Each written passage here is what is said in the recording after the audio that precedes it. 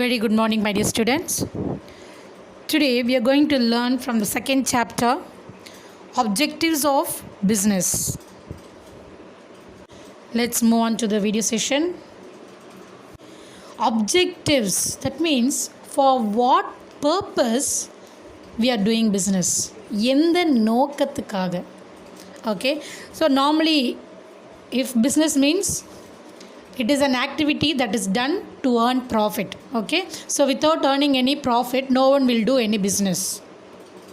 It is clearly mentioned that human activity is an activity performed by a human being to meet his or her needs and wants, or maybe for personal satisfaction. So this human activities can be categorized into economic and non-economic activities. Economic, that means any activities that is done with the object of earning money.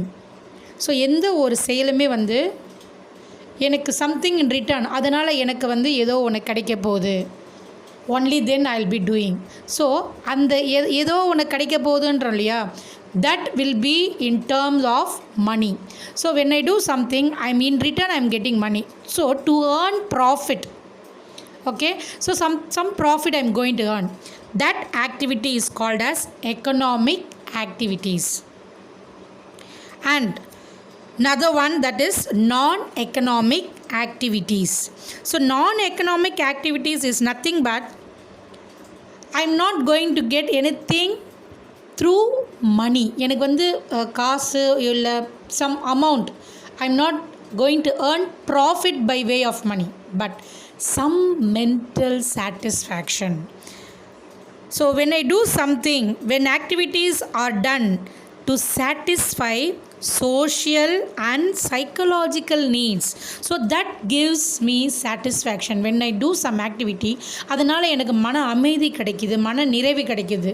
I'm not getting money, okay, so instead of that I'm getting some satisfaction. So that is called non-economic activities. So now we are going to see these objectives of business are thus divided into economic and non-economic activities. Now we'll see one by one.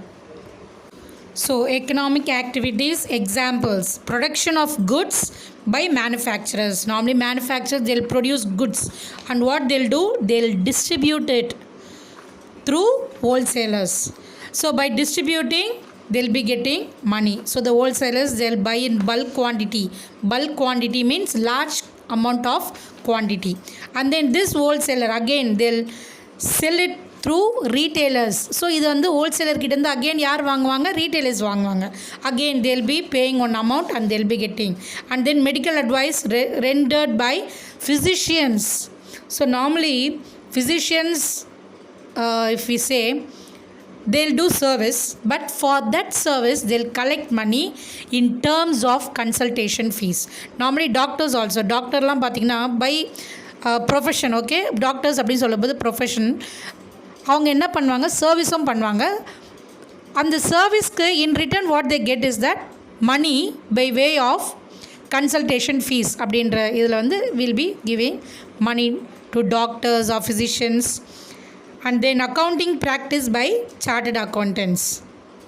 Now example for non-economic activities, as I have said earlier, through this activity they'll get some satisfaction. That is, example, mother cooking food for family.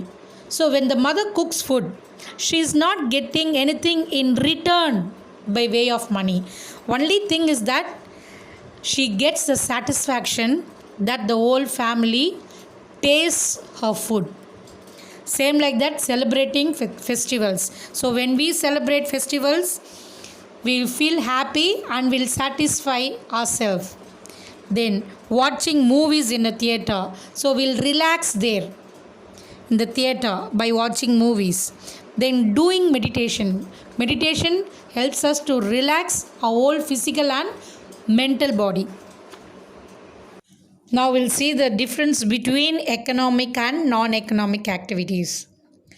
Now first, Definition for economic activities. Economic activities are those activities which are undertaken to earn money or financial gain for livelihood.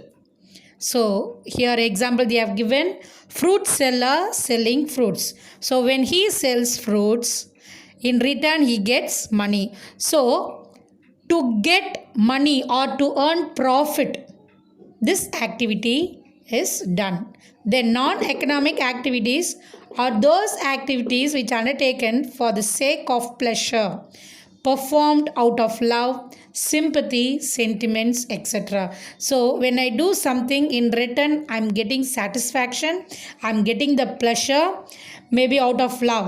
Okay, example here it is given clearly, mother cooks for her family. So in return she is not getting money, but she is getting the love of the family members. Then she feels satisfaction and the pleasure that she is there for the family. Then motive of economic activities.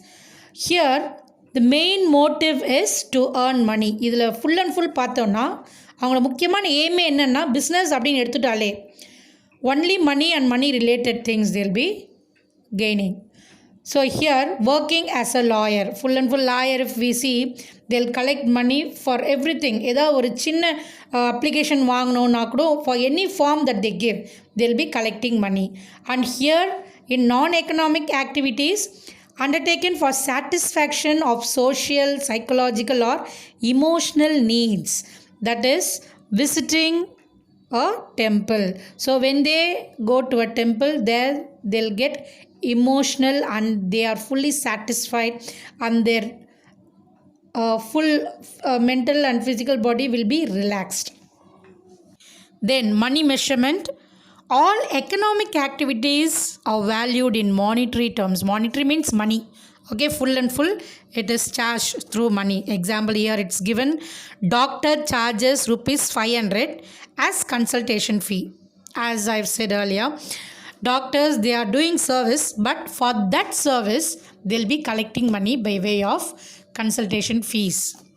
Then non-economic activities cannot be valued in money. Here this non-economic activities through money they won't be getting in return. These are an expression of a thought, feeling or a gesture. That is, when we distribute, when we offer clothes to poor children or to any NGO organizations, there we'll be getting satisfaction and we'll express our feelings towards them and we express our love towards them. Okay, so there we get only thought, feeling or a gesture. Then fourth one, relationship. Economic activities are related to creation of wealth. So why they are earning more money?